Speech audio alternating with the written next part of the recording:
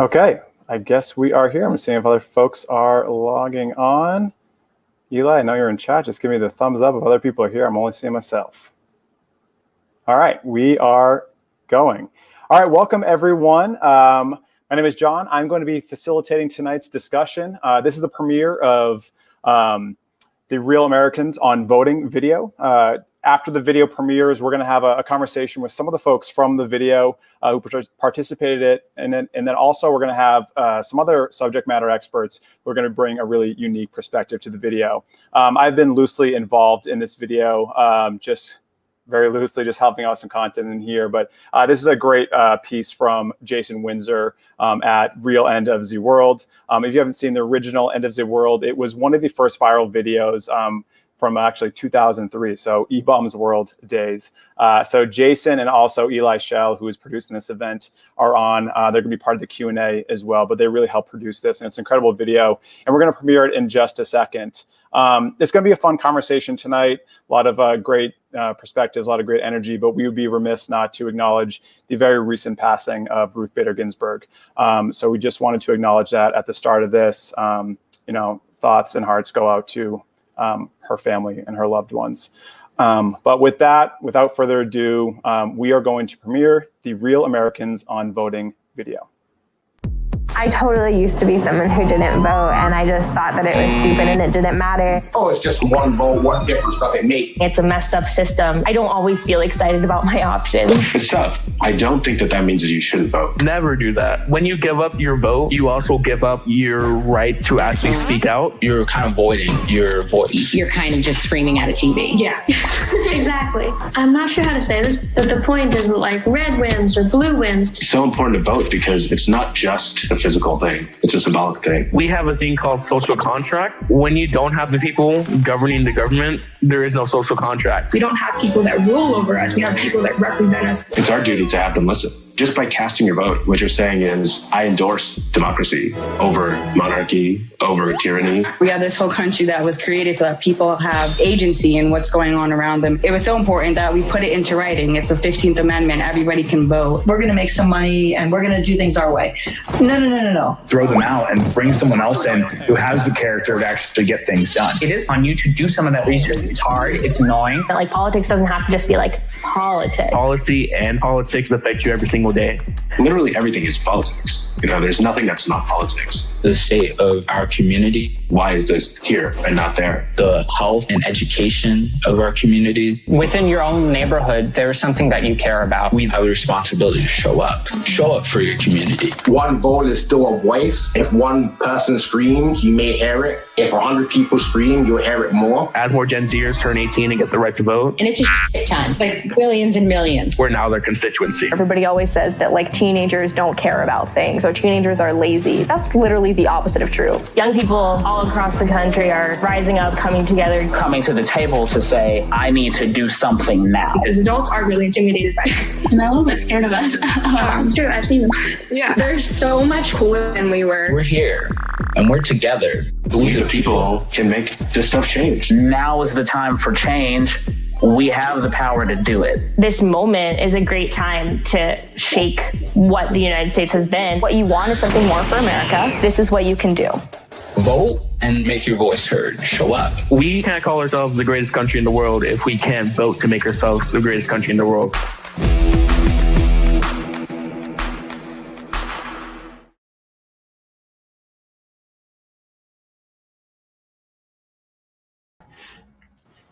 All right. Well, there we go. We are joined here with Jason, the creator of this video. Jason, thank you for joining. Thank you, John. All right. Jason, I just wanted to, well, first off, before we get into some questions for you, I do want to encourage anyone who is watching this, and thank you for those who are. We want this to be a conversation. We want to hear your questions, so feel free to throw them in chat. Like I mentioned, Eli is producing this event. He's going to be throwing the questions our way. At the end of our panel, we will be going to some of the questions that you have. So again, feel free to throw your questions in, whether you're logging in from YouTube, Facebook, etc. So Jason, I just want you to set the stage for us. How did this video come to be? Yeah. Over the last year or so, been sort of thinking about this, with the election coming up, thinking about this subject of voting, and kind of thinking back to the last election where it almost felt like for some of us there was a sentiment like this one scenario is never going to happen. Like we can relax, and then come to find out we were actually, some of us were a little surprised maybe by the outcome of the last election. So I was thinking about that a lot, and then kind of wanted to put something out there. And then I was actually approached by an organization here in town called Risk Press, and they were like, we want to make a video about voting. And I was like, we got something. we're gonna do this. So then it kind of became about like, all right, well, what is this thing gonna be like? How am I gonna tackle this? So that's kind of how the genesis of it. Yeah. Nice. Yeah. So something went well in 2020. So that's great. One thing. Yeah. Yeah. With the one thing, this video. But I did, for anyone who's followed your work in the past, and we mentioned the End is a World video from 2003. It's mostly animation based. With this, obviously, we just saw. You're hearing from actual people, you're seeing their faces. So, tell us about that creative choice. Yeah, well, one of the things that when I was kind of thinking about like, well, what is this thing going to be like? What's this going to look like? Obviously I can rant for 2 minutes about all kinds of stuff, and it might be funny, but I was kind of thinking, about how just regular people, young people are feeling about this, like kind of what are their thoughts on this, like how what are they feeling about all this stuff, and started kind of talking to different people, young people, about their feelings on voting, about their feelings on the coming election, and kind of found that they were actually they were saying this stuff a lot better than I could. And so then we kind of decided, we'll do these interviews with just regular people who are who have thoughts on this stuff, and then it'll be kind of on me to then like, all right, how do we make this engaging? How can we have fun with this? Yeah, no, and their voices definitely kind of shine through this video. And I know you, Eli, and myself have been so impressed with their responses and their answers. And just thinking about when we were kids, just not really doing this as much. So power to the younger generation. But totally. Well, one thing before we kick it over to, and we have some of them on the panel, but I also just want to talk about just like the style of this. Obviously, this 2020 election, it can be really serious with everything going on, and sometimes these conversations can go really negative really quickly. Just from an aesthetic standpoint, though, the video is really light. It's vibrant. There's some elements of humor. Was that a conscious choice? And how did you go about just heading in that direction? Yeah, I generally with my work I like to have fun, and it's just kind of like.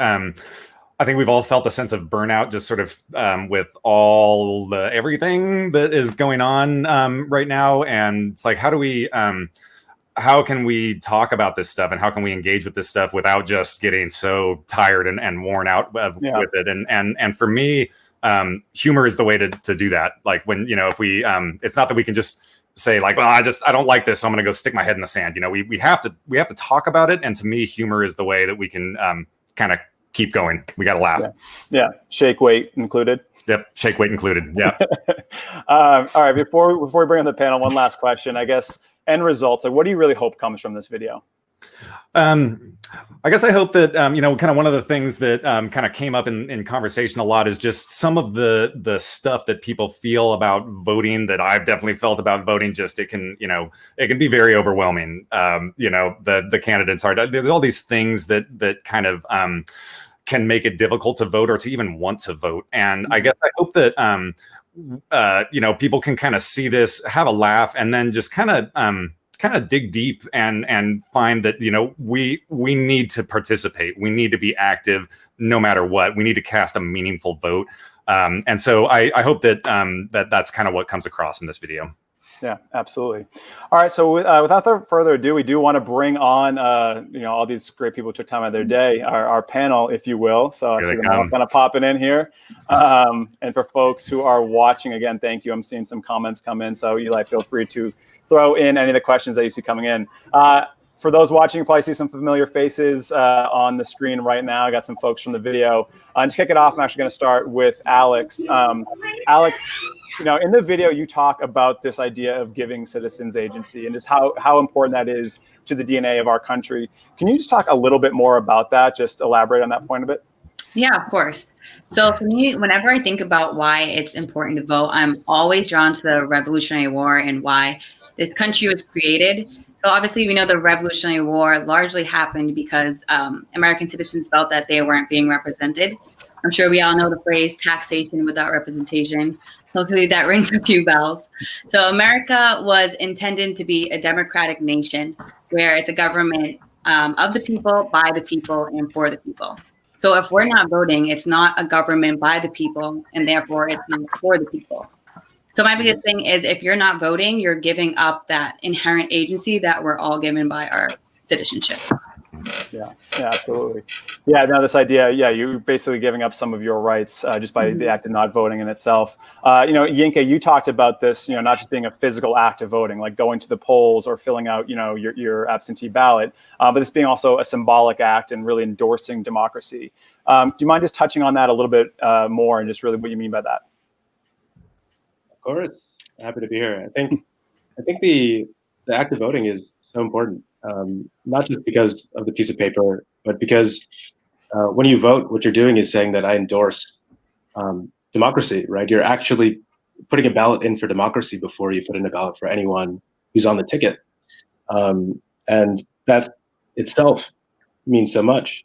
I was talking with Jason when we were recording the video about really at the highest level, like at the level of almost political theory, which can get boring, but it's super important that when democracy shouldn't be taken for granted. And actually every form of government is based on the idea of a vote. A monarchy is a vote of one person and their cronies, right? Tyranny is a vote. Everything is a vote. And as what democracy's innovation was spreading that vote to the entire citizenry. I think if we take that for granted and if we don't exercise that, what we're doing is shrinking our system, shrinking our government back down, shrinking our society back down into a monarchy functionally. And I think that is really the symbolic thing that's at stake. And every time we decide not to vote, what we're doing is saying we're casting kind of an absentee vote for monarchy, right? And I think that's, I guess that's all I've got to say about it. But yeah, no, I love that though. It's an absentee vote for a monarchy, just the act of not voting. I mean, that's essentially what it boils down to. Right.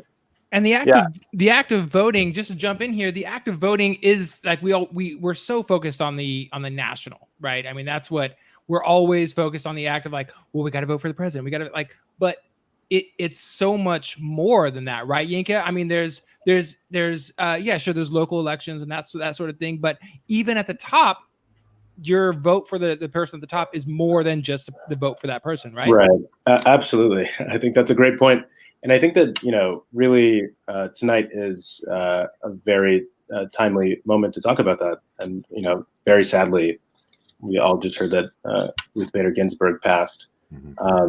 And I'm in law school currently. So these are issues, essentially law school is the study of Supreme Court justices. And so, we've looked at that. And one thing that I didn't know until I got to law school, I mean, I kind of had a concept of it, but I didn't really know it, was how important appointees are, right? When you're voting for anyone, they're going to appoint people. And your vote, even if you don't like the people who are on the ticket directly, you've got to look beyond that, right? I mean, how many people here, the number of people listening today who are excited, who love Ruth Bader Ginsburg probably highly outweighs, is much above the number of people that like someone like Joe Biden.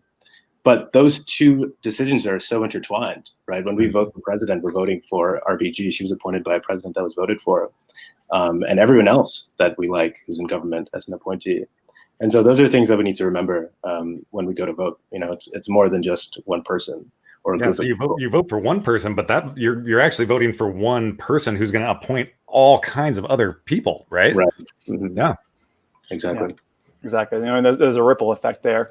And I want to kick it over to Daryl. You mentioned this idea too around, and it ties into Yinka's point around this idea of social contract with our government, right? We have a social contract. So when people are not voting, tell us, what does that do to that contract? How does that fit into it? How does it break the contract? So essentially, when you don't vote, you make yourself separated from social contract, and you say that government is not for the people, and you're fine with that by not making yourself heard through voting.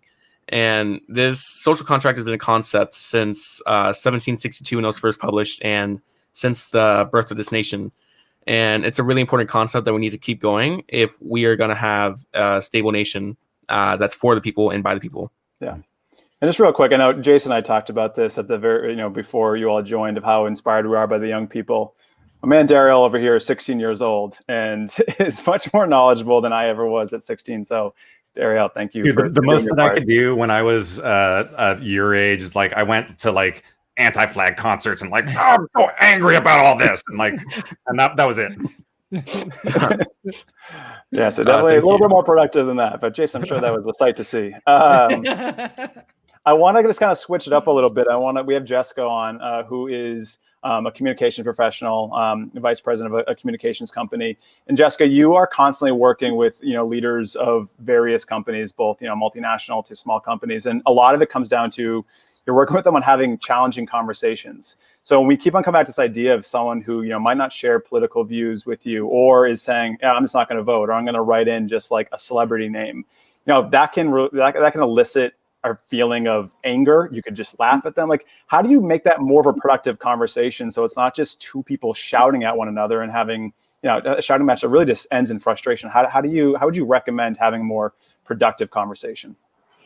Absolutely. And I think when someone chooses, and certainly if they vocalize that they're not going to vote, they've still made an active decision that they're not going to vote. And a lot of the times that comes from feeling disenfranchised, feeling like their voice and their vote hasn't been heard. And so what you can do in that conversation, I think the only thing we can do is to be able to listen to that person and understand why. We cannot change, we can't influence someone's opinion, or in this case, we want to be able to influence their action to be able to decide to vote. We can't do that unless we understand why. Why have they made that decision? Why do they think that it doesn't count? Why would they write in, kind of a throwaway name on the ballot? So it's almost a physical skill to be in the moment with someone, to understand and to hear their story. But I think that's the only way that we're actually going to be able to have productive conversations, debate, and then hopefully influence. Got it. Yeah. So idea is not to say, yeah, totally shake your head and then just disagree with them. You're wrong, right? The idea is you have to be more involved in the conversation, actually hear them out. Absolutely. We do so much. Sorry, go ahead, Jessica. We just do so much, John, what you were talking about. We are listening to someone, like we're hearing the words and we're just waiting for the moment that we can go in and reject. And it's really actually listening to what they're saying. Yeah. I was going to say, I was about 15 comments deep with someone on Facebook the other day, and I really thought I was getting somewhere. I mean, I had like all the good points, I had like the facts, and I was like all the the articles I was posting, and I still didn't get anywhere. So you were saying maybe I should ask questions and actually try to understand where they're coming from a little bit more. Maybe just one question, just one or two questions, pepper them in there. I'll try that. I find that's we all kind of talk about that Thanksgiving conversation. I don't know if we're gonna have that Thanksgiving conversation this year, like a pandemic, all that sort of thing. But we talk about it every year, right?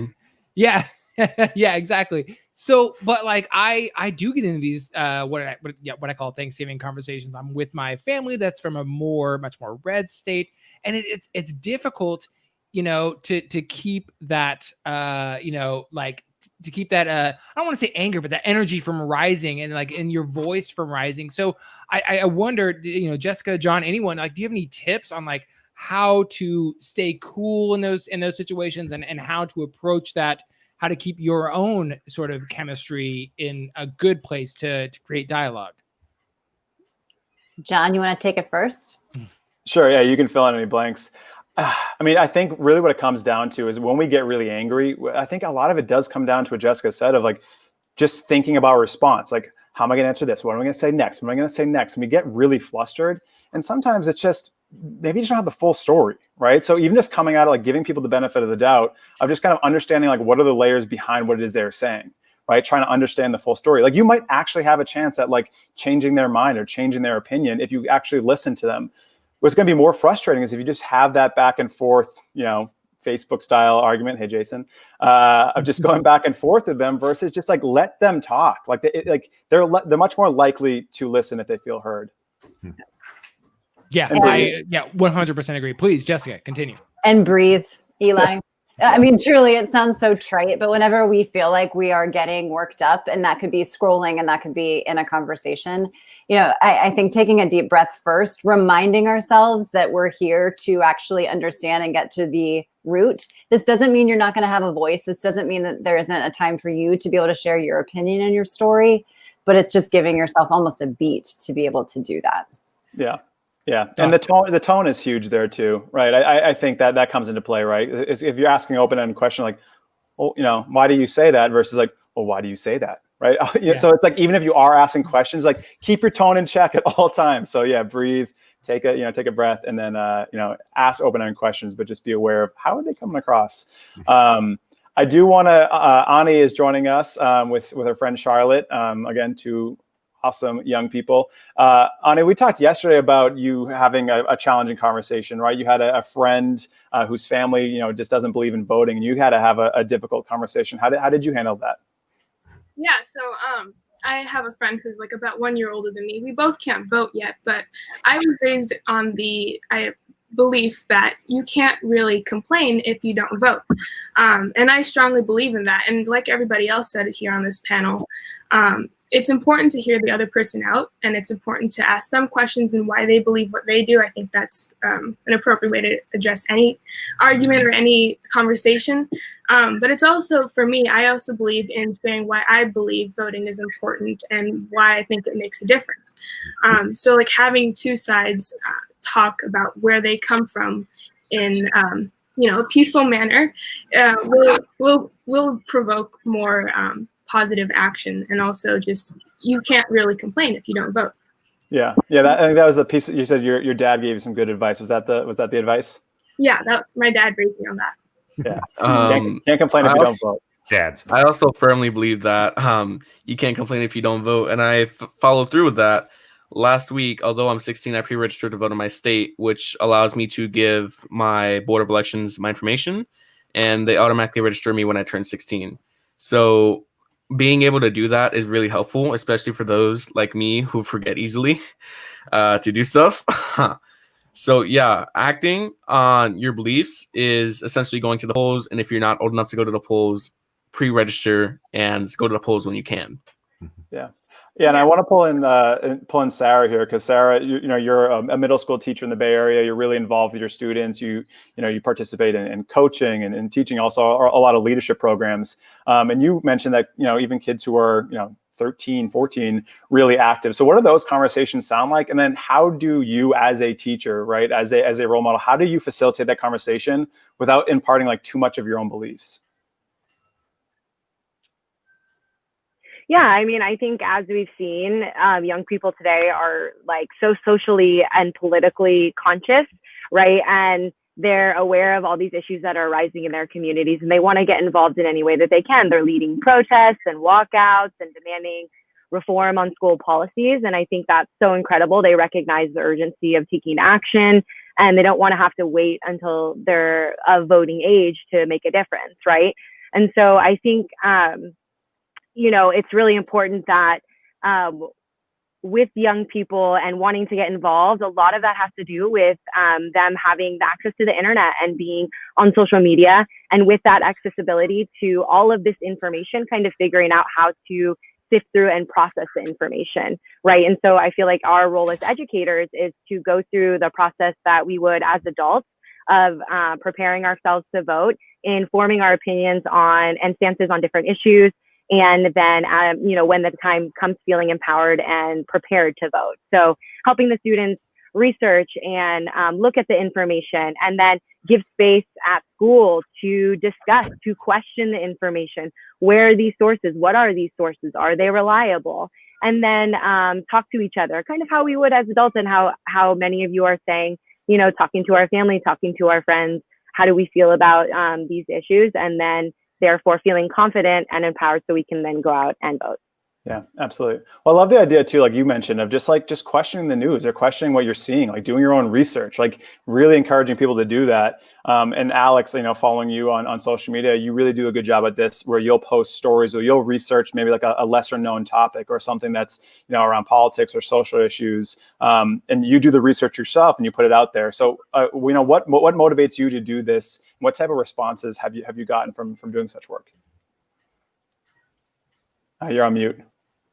That was the first one. You're on mute. That was going to be a lot more. Hey, we got a long way.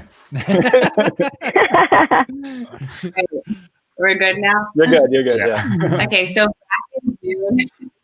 back in June, I came across a video on Instagram that was talking about the racist origins of the tune of the Ice Cream Truck song. And that to me was just kind of mind blowing, because I grew up my whole life listening to this, getting super excited when I would hear it down the street, and it had racist ties to it. So I just kind of started thinking, well, what else is out there? What else am I missing? So I just started researching some topics, and there's a lot out there that we're missing. Just to name some of them, like I have one about the history of cornrows. And it turns out that the different patterns of the cornrows were used as escape routes for slaves.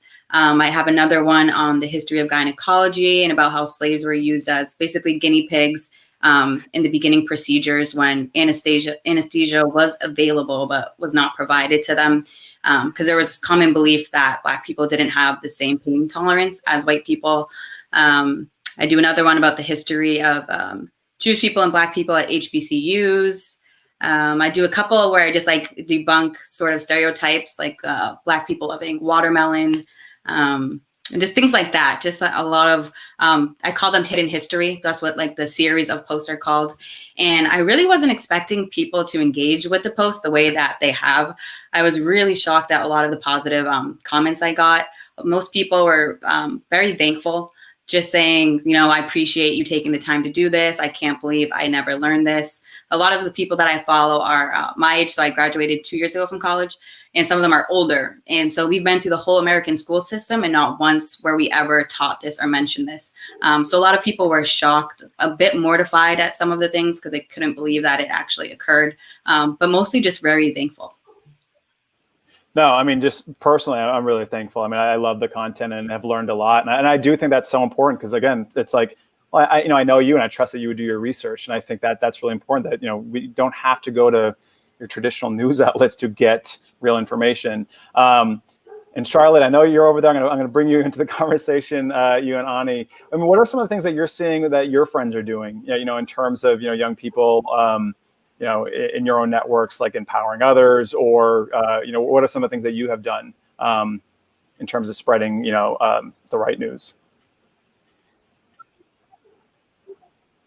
Yeah, young people are definitely talking to each other a lot. Even in times like these, when there's probably not a lot of in-person contact, the internet really makes it amazing how much you can exchange and how much research you can do. So I think that's definitely something that we're seeing a lot. And then just in terms of getting active, I know Ani and I have both done a lot of things. Do you want to tell me about that, Ani? Then I'll go back. Yeah, well, as Sarah was mentioning, I found it really helpful to have a teacher, Sunny Gilbert, that I believe is part of the video, who really didn't have to get too political with the assignments that she gave us. She just caused us to think, so it made us ask questions. So that led Charlotte and I, who are also her students, to get involved in protests from local, and then we branched out into bigger things. I went into the Youth versus Apocalypse program in Oakland, where a bunch of youth kids just worked together to work on political projects, whether it be environmental or social. And I think just talking to people your age, and even to adults who will help you along the way in whatever you want to do, is a really big step. Just talking. It doesn't really take that much effort to just talk to someone. That will lead to a lot of things. Absolutely. And I do, Daryl, I want to rope you in because I want to give you your plug. You've been doing a lot of work as well. You got it right behind you. So tell us about some of the work that you've been doing. So some of the work I've been doing is with this organization called Civics Unplugged. It's a 501c3 nonprofit. Years like me.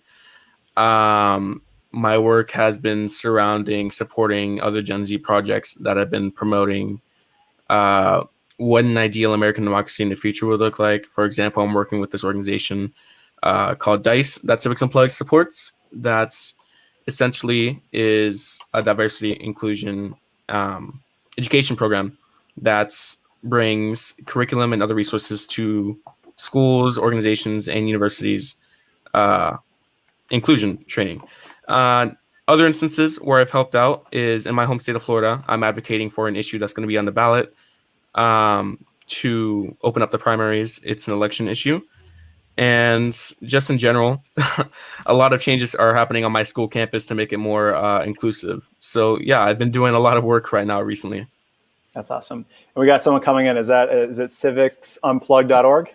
Yes, that is our website, civicsunplugged.org. Yeah, Emily, you got the right one.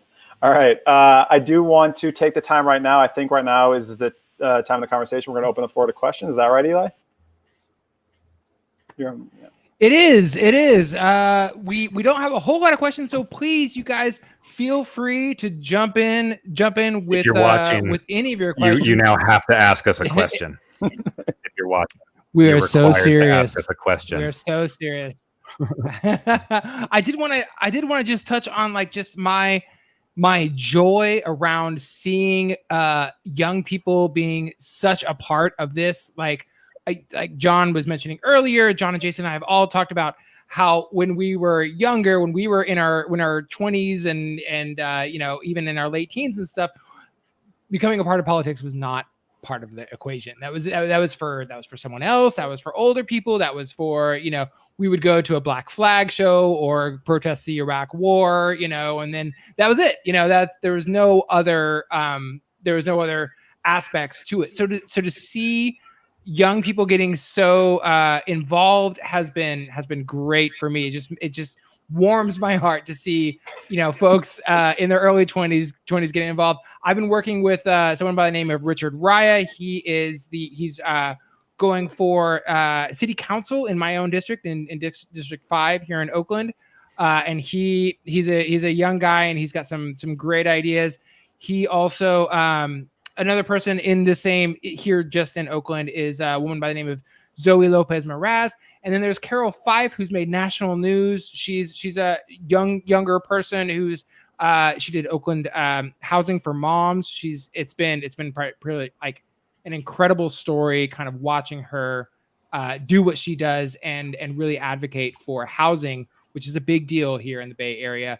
And then on the national level, they're not quite as young, but there's still this millennial kind of generation. There's Alexandria Ocasio-Cortez, AOC, as we know her, Pete Buttigieg.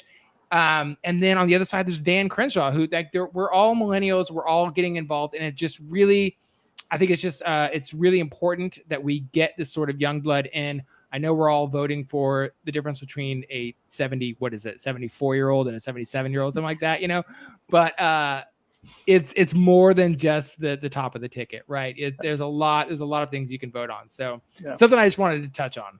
Well, and even like when I was talking to Dariel and also Ani and Charlotte talking about Gen Zers and like just like the energy of Gen Z right now, and even those pre-voters, like you guys were talking about actually going to city council meetings, and when young people show up at a city council meeting, it's like, young people are here.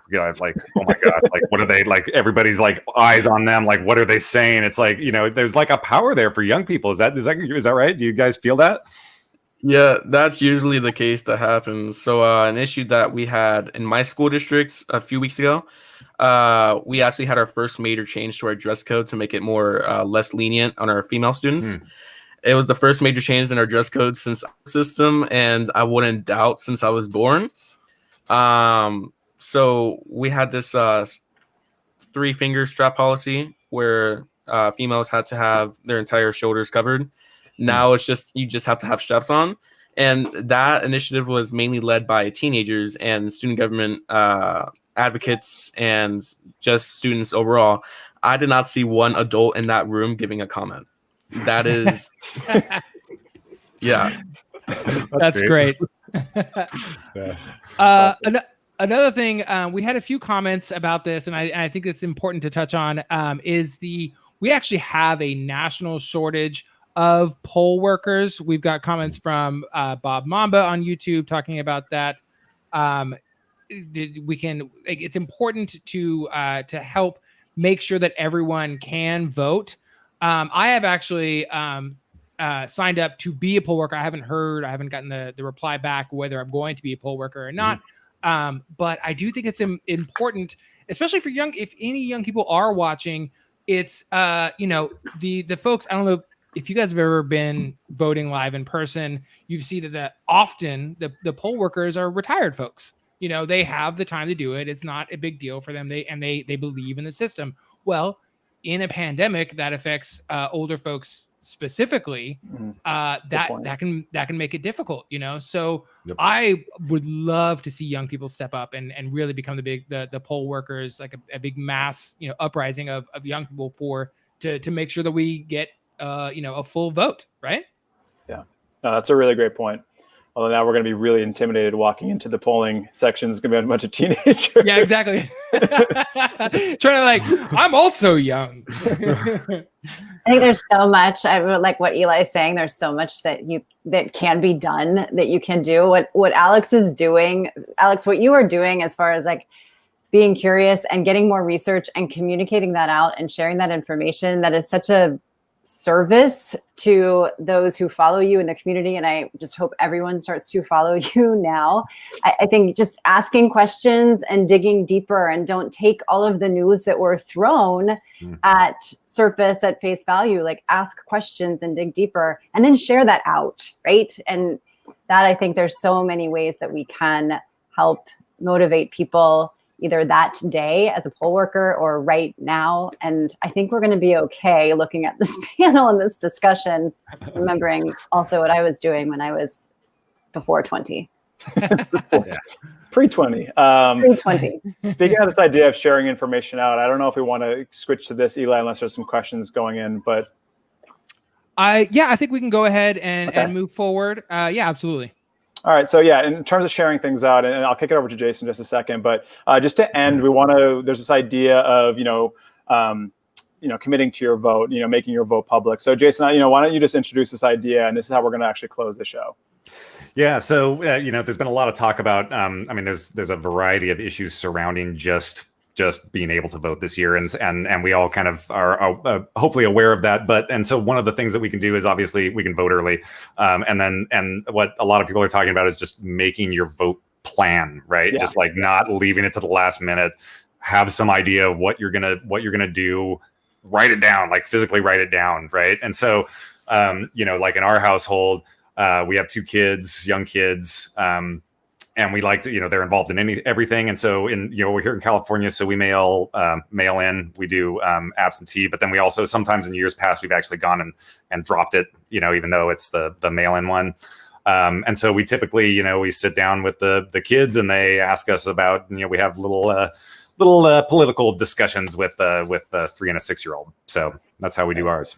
Yeah. That's what we're going to do this year. Yeah.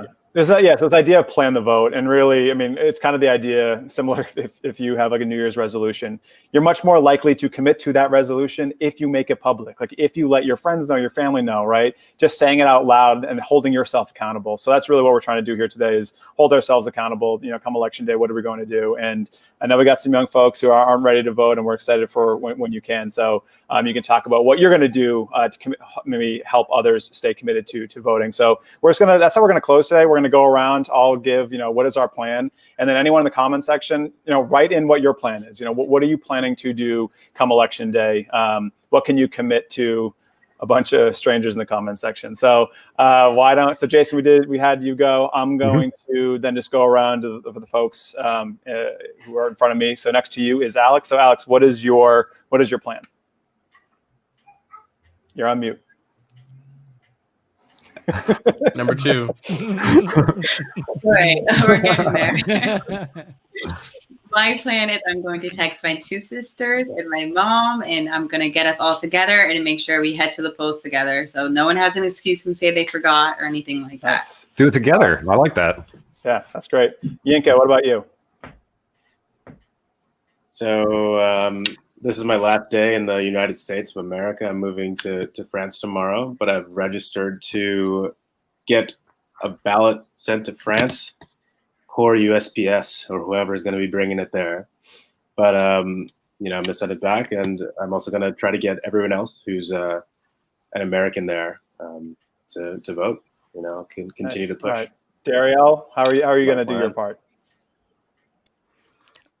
I cannot vote on election day. I do intend on encouraging people that I do know in my circles that can vote to vote, especially if they are not in a position to vote early, and to drop off their ballot at a ballot drop box to make sure their vote is counted. On top of that, promoting issues and promoting awareness of issues in my community that are local initiatives that may not get as much hype as a presidential election is definitely also an important thing to do in voting plan. Nice. All right, Jessica. I just moved from Northern California to Southern California. So making sure that I know where my polling place is and I re-registered.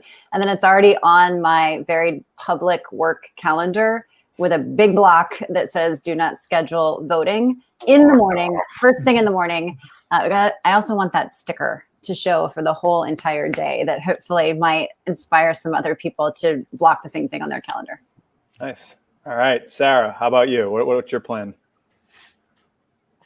Vote with an absentee ballot because I like having time to sit with the ballot and make my decisions instead of, being stressed in the little box and having to vote like that. So I usually will take my ballot to a polling place on election day so that I can turn it in and then receive the sticker as well so that I can wear the sticker to school.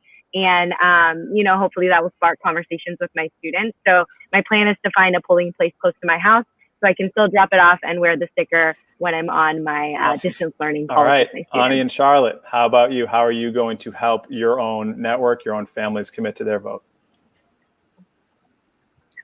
So obviously we can't vote yet, but Charlotte and I have pre-registered to vote, and I think we can both agree that we'd like to encourage other people in the audience who are our age or even younger to pre-register to vote when they can. And also what was mentioned before in terms of going out and speaking at public events and council meetings, I think that's also important to do, because voting like for president and is not the only way to make a difference. You can also go to public events and speak out, and our position as youth is really powerful. And when we speak out and show our passion, I think that'll make a big difference as well. It's not just voting. Awesome. Yeah, I totally agree with what Ani said, and just going to those council meetings. I think the first one I went to, I was 14. Just going to those virtual meetings, getting your voice out, getting yourself heard. That's awesome. That's great. All right, Eli. Okay, so my wife and I have been voting by mail for 16 years now. That is 4 presidential elections. It is one of my favorite things to do. I go out and I buy a nice bottle of wine. We open up that bottle of wine. We open up our ballots and we get into it. We both got our computers there, and we order pizza, whatever, and we are deep in it. Because California and Oregon both. I used to live in Oregon. Now I live in California. There's a lot of ballot initiatives that maybe you don't know everything about. Like you've seen a couple commercials, but you need to do some real research. I can't do that research, much like Sarah, or I believe as Sarah was saying, was about like getting into that box and like, oh, I have to make all these decisions right now. So being able to do the research is helpful, and then we talk about it and we kind of hash things out, like where are we going to go on this.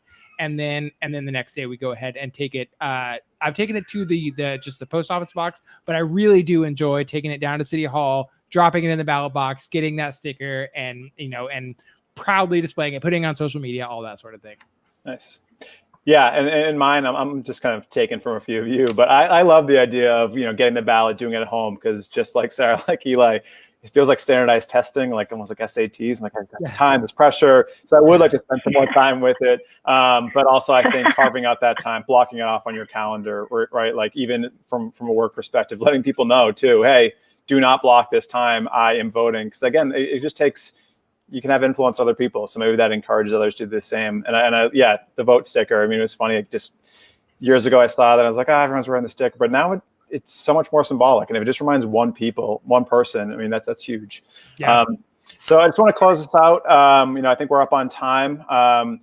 thank you everyone for joining the panel. Thank you everyone for tuning in. The video is now live on, and correct me if I'm wrong, Jason, I don't want to speak out of turn, but it's live on YouTube, it's live on Facebook, Instagram, IGTV. Yep, it's up there. Yep. We got it all. So no matter where you are, you can share it. So share the video with your networks if you can. We would love the support, and go vote and encourage others to do the same. Your voice is a lot more powerful than you think. So we're gonna, after we close out here, we're gonna leave the stream open for just a few more minutes, where we'll show some resources. If you're wondering where your ballot place is, or how to register, anything along those lines, we've got some websites that we're gonna show. We'll just leave the stream up so you can take a look at those and find ways to make sure that you are able to vote. Yeah, and I believe there was one question that was asking, like, how do you find out what's on the ballot? There are resources here that can actually link you to your local, your county initiatives, like local stuff like that, so you can find out what's on the ballot as well. Yep. All right. Well, thank you again. This has been great. Thank you, everyone. Yeah, thanks so much. Glad you hope you enjoyed the video, and thanks everybody.